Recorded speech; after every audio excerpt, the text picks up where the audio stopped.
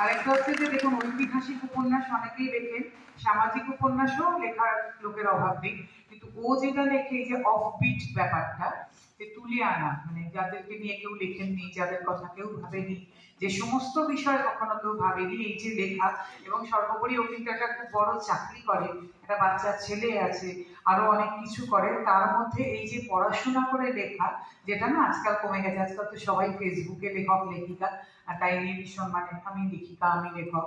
তো ওর এই যে পড়াশোনাটা নিরন্তর, এটার কিন্তু একটা বিরাট দাম আছে আজকের দিনে, যে আজকাল তো মানুষের পড়াশোনার পরিসরটা ক্রমশ কমে আসছে। তো যে বিভিন্ন সাবজেক্ট যেগুলো নিয়ে পেছনে বইগুলো আছে, আপনারা দেখলেও বুঝতে পারবেন।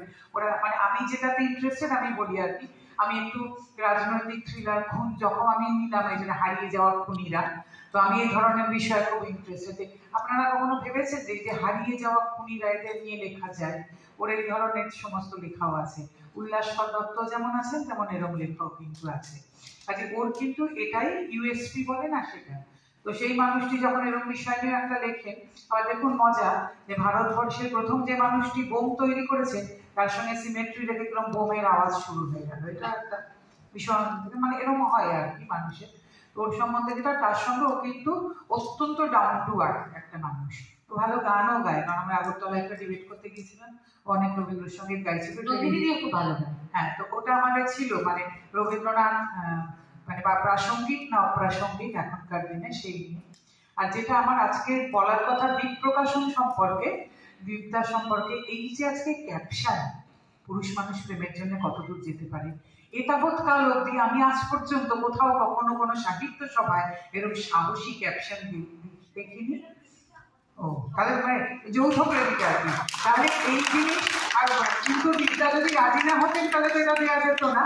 তাহলে এই সাহসী ক্যাপশনের মানে এই আন্দোলন এতদিনে সামান্য হলেও একটু এগিয়েছে, বুঝলেন?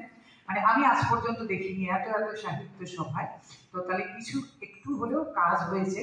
তবে মানে কারণ এতদিন তো জেনেছি নারী প্রেমের জন্য সব করে ফেলতে পারে, কিন্তু পুরুষও তো বহু কিছু রাজ্য ছেড়েছেন, সিংহাসন ছেড়েছেন প্রেমের জন্য পুরুষ তো।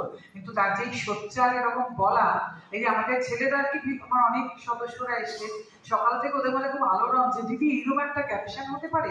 আর একটা ছোট কথা বলি, যে মানুষ তো স্পন্সর চায়, মানে আমায় কেউ স্পন্সর করুক। আজকে সকাল থেকে আমার কাছে অনেকগুলো ফোন এসছে যে নন্দিনীদি আমরা একটা এরকম প্রোগ্রামে স্পন্সর করতে পারি না, আমরা যদি করতে পারি এরকম একটা স্পন্সর কোনো অনুষ্ঠানে, এরকম ধরনের একটা ইউনিক কিছু স্পন্সর। তো সবটাই ইনোভেশন, বুঝেছেন? মানে দেবারতী যেরকম লিখছে একটা ইনোভেটিভ সাবজেক্ট, দীপদা